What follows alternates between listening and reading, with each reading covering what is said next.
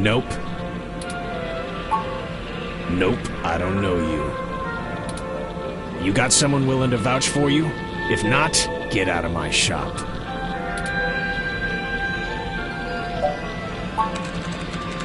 Charlie?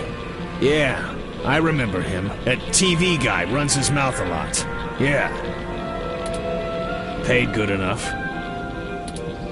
All right then, what can I do for you?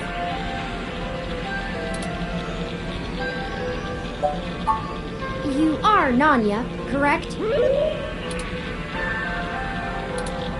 Sure, if that's what you want to call me.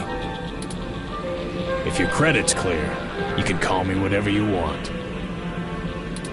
Enough foreplay. What can I do for you? A fresh install, custom firmware, maybe an upgrade? I can pretty much do it all. But most people come in here for VR implants. Turns out brain surgery is expensive, yeah? We're in a bad situation. Local news articles are being mysteriously altered after they've been posted to the mesh, even while the originals are still online. Charlie Novas are being manipulated as well, and he pointed us in your direction. It didn't start happening until after he had his implant upgraded.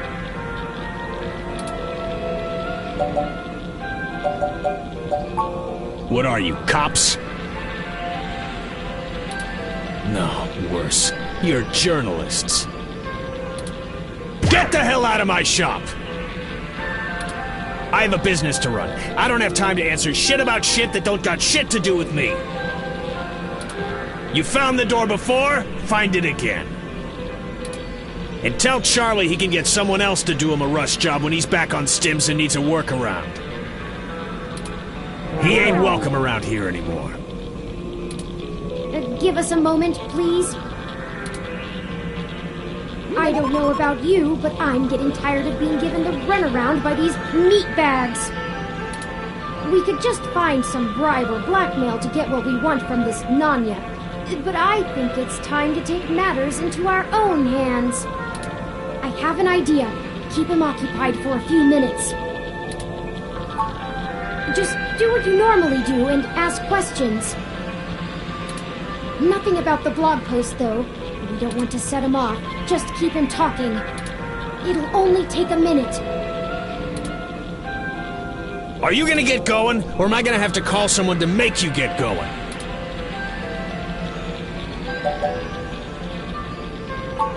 I didn't.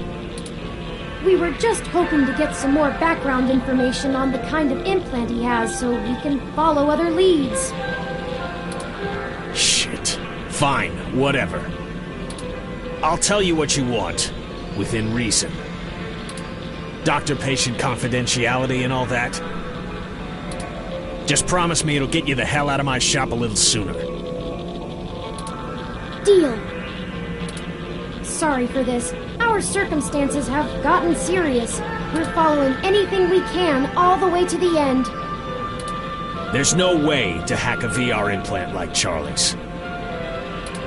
I mean, you can definitely install hostile firmware on one, but you can't just load whatever program you want without the user's knowledge. Any changes to the loaded firmware will trigger some really obvious visual indicators to let you know something's being changed, and those are put in on the hardware level. I've never heard of anyone being able to circumvent them. The only person who could have loaded hostile firmware on there is me. And don't try and go there. I get paid too much to risk my reputation over changing a few blog posts.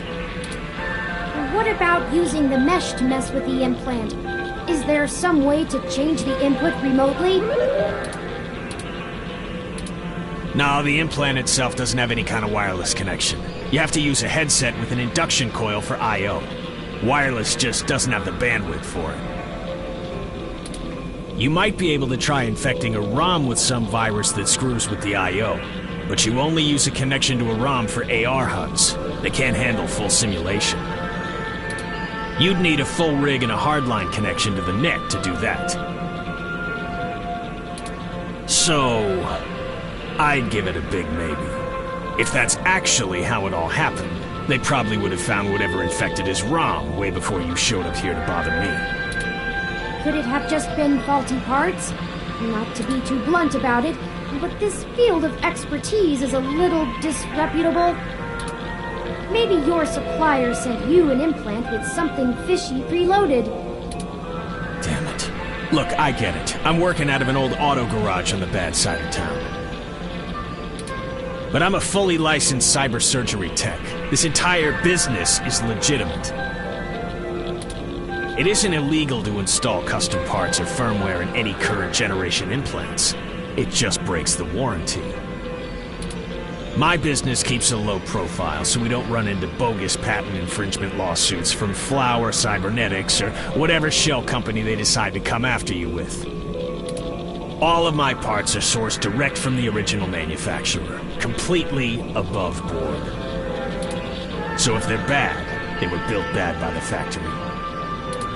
Now, is that all? I have appointments to keep. Yeah, whatever.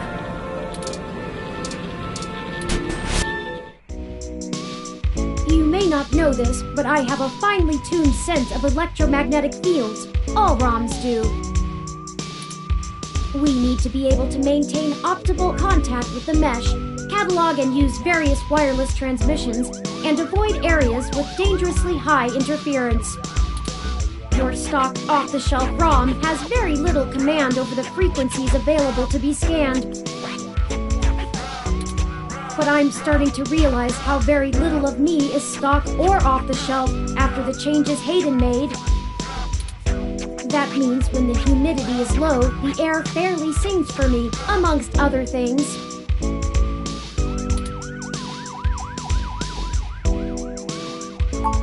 Meaning, in layman's terms, I could read his monitor over his shoulder while being across the room. Well, some.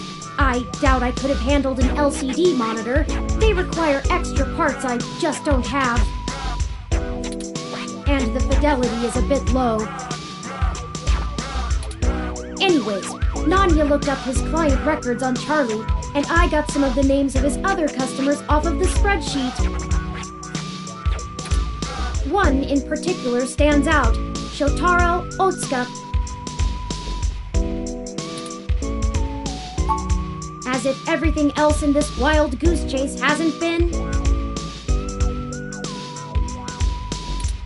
Mr. Otsuka is a moderately prominent tech blogger, respected, perhaps a bit vitriolic.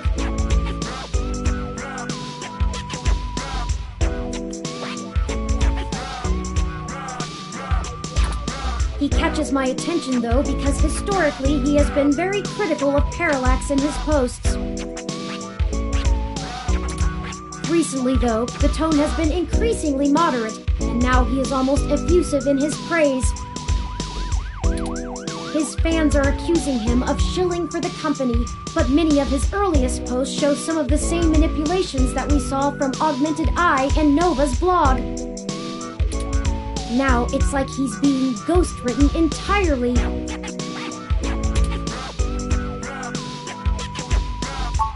I've marked the location of Shotaro Otsuka's apartment on your map.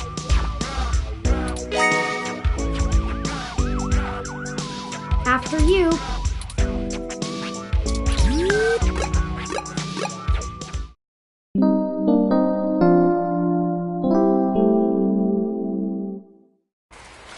This is the building.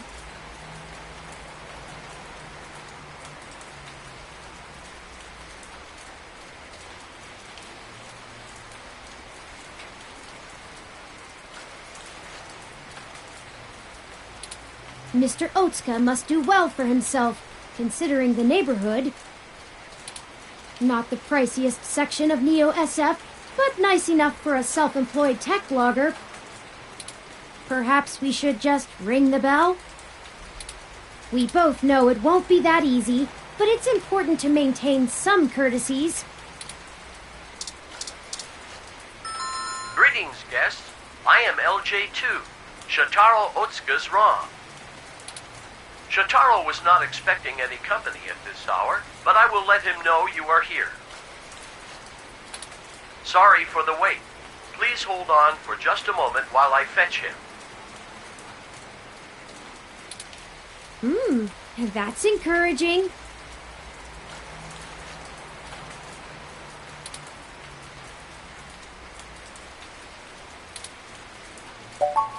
That was odd. Maybe try the bell again. Greetings, guests. I am LJ2. Shotaro Otsuka's wrong. Shotaro was not expecting any company at this hour, but I will let him know you are here. Sorry for the wait.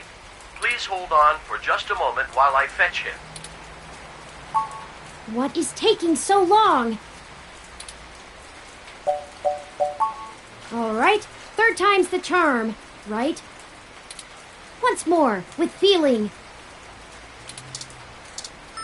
Greetings, guests. I am LJ2. Shotaro Otsuka's wrong. Shotaro was not expecting any company at this hour, but I will let him know you are here. Sorry for the wait. Please hold on for just a moment while I fetch him. Why can't this ever be easy? I swear I'll blow out a fuse before we're done. Thank Hayden for system redundancies. Well, that's that. Let's see if we can find a way into Mr. Otsuka's apartment ourselves.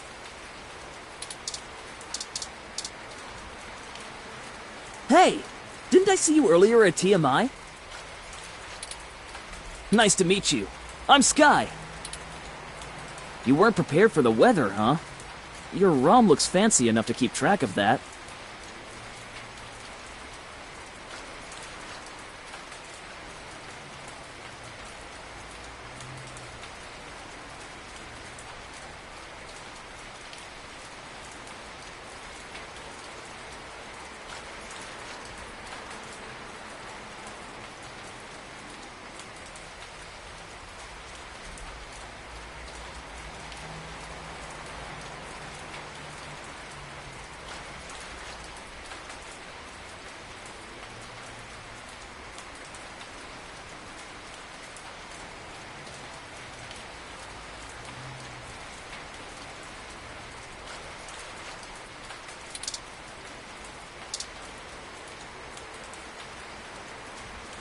My gym's closed this week for the holidays.